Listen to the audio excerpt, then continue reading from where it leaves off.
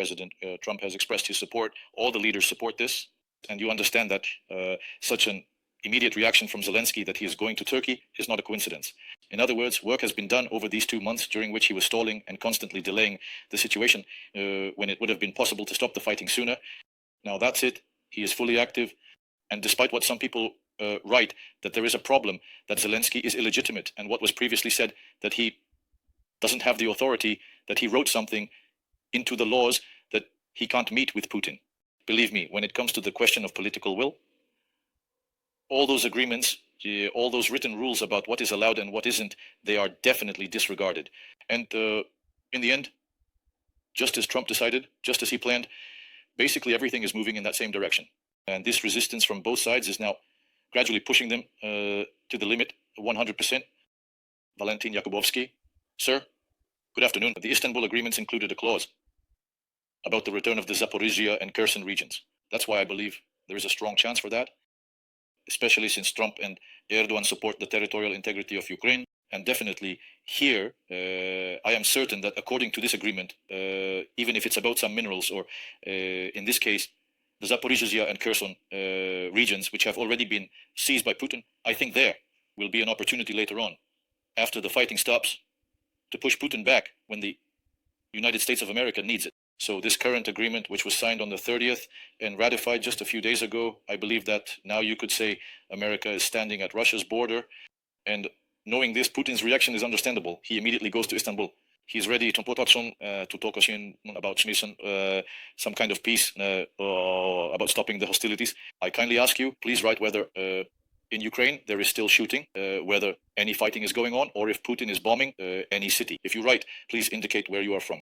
Thus, I am confident, I am convinced that on the 15th, both Putin and Zelensky will meet, despite all those obstacles, legal and so on, that do not allow them the opportunity to meet. Definitely, most likely the meeting will take place. And here, it's a matter of time. I think that on the 15th, these 30 days will be set.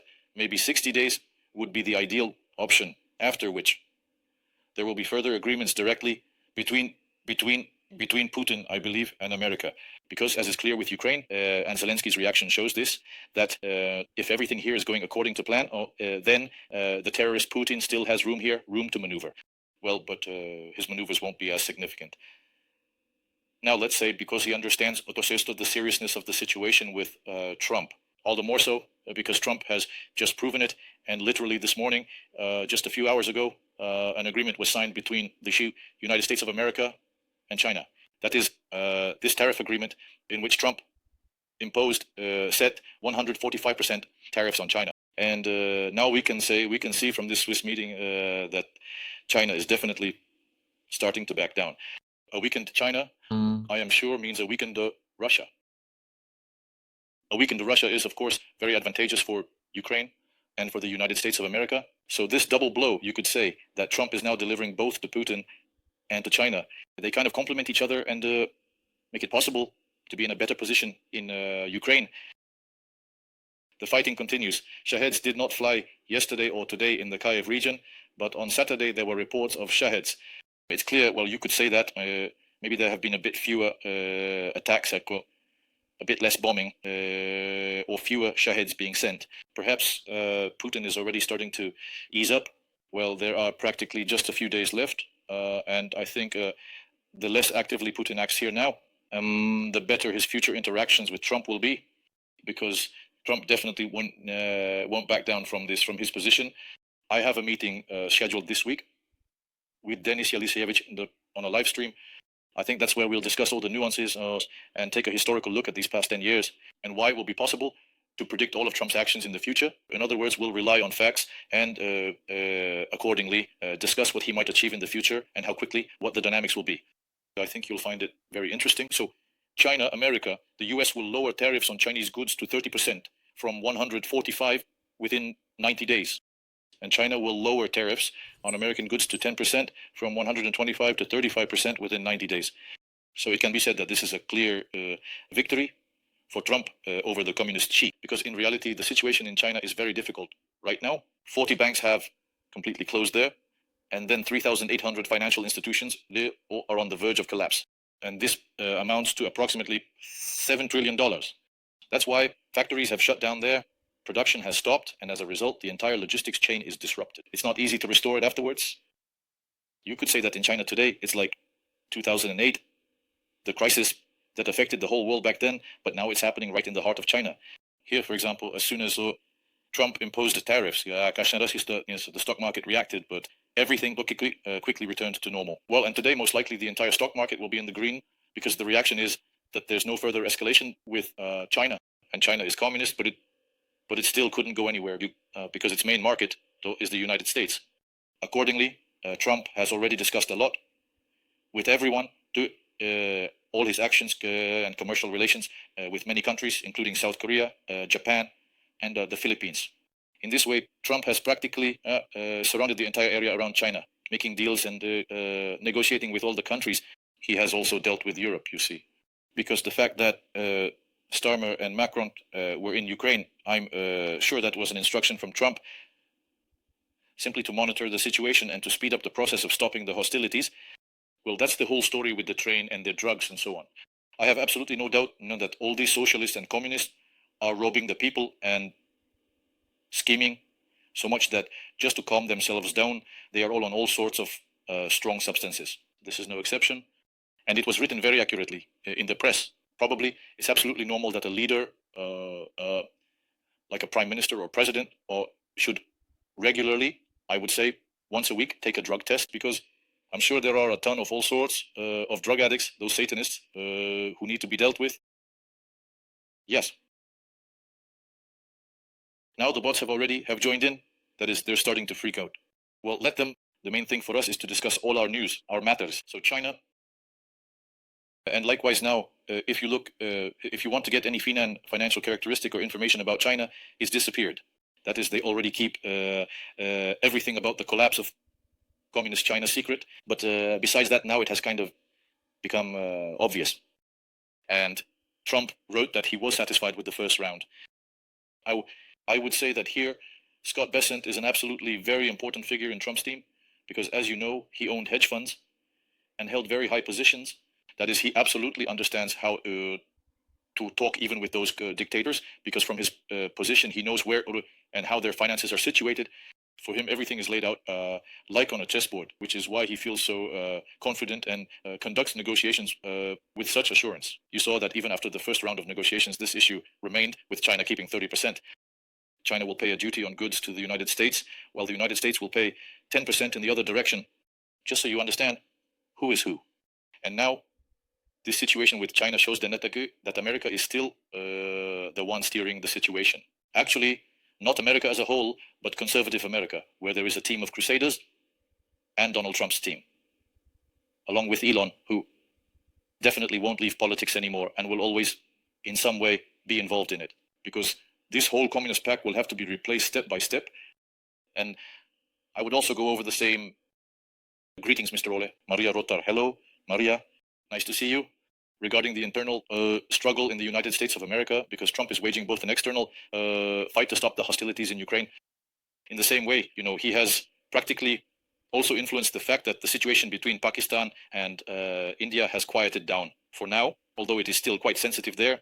But he is able to exert influence, so the process is ongoing. And accordingly, the tariff war, right now, you could say that he has definitely won this first round against China, and is starting to put China in its place so that it doesn't get too bold. Because the Chinese are absolutely infiltrated here, both in the United States of America and especially in Europe, where they are pumping in socialism and communism from within through universities and all sorts of non-governmental organizations and various structures trying to destroy America. This is in addition to letting in 20 million illegal immigrants. This is definitely, they're doing the work of those dealers. And Trump is not going to let them get away with it. In fact, today, by the way, I'll translate it.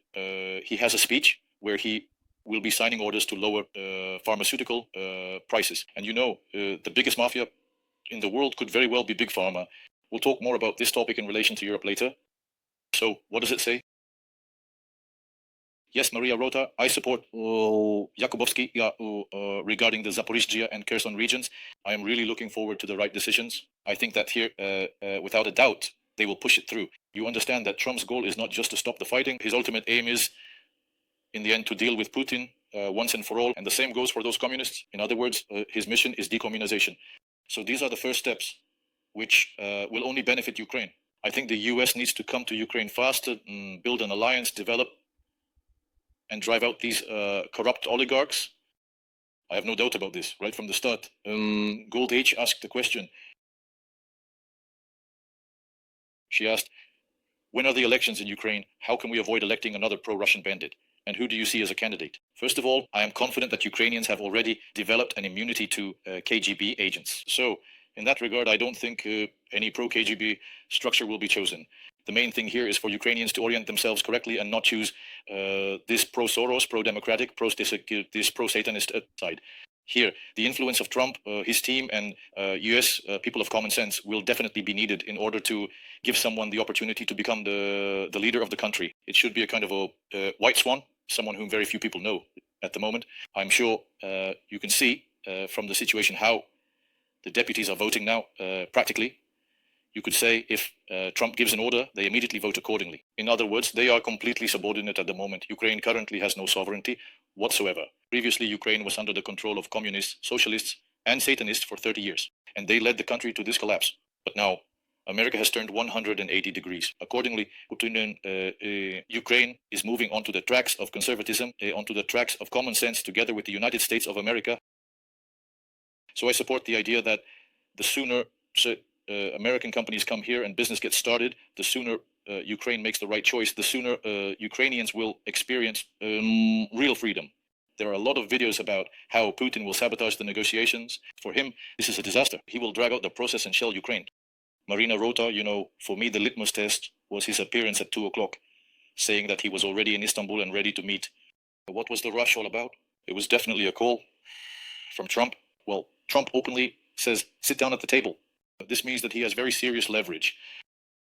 And the fact that Putin will be in an uncomfortable situation after the war stops is absolutely clear. But he's caught in a bind. On one hand, there's the pumped up population in Russia who, because of propaganda, want to continue the war. And on the other hand, he understands that he can't hold out for long with oil prices like these. He doesn't have much of a chance. Yes. That's why you understand that now all the propaganda and all that push to continue the war is also adding fuel to the fire in order to put informational pressure to make it seem like something is impossible or that something won't succeed. As always, all the leftists do this and the terrorists too. They always use propaganda against their opponent, pressuring by saying that he is bad, he's not the right one, he's incompetent, he doesn't know what he's doing, and so on. Well, believe me, this is exactly what Putin understands, and Trump even more so, since he has information on how to deal with him. Miss Marina, this is written by one man. Ms. Marina, I think that Putin will come to the negotiations. His economy is in trouble. I absolutely agree with you. And despite the fact that he was saying he doesn't want to talk to Zelensky, that he's not legitimate.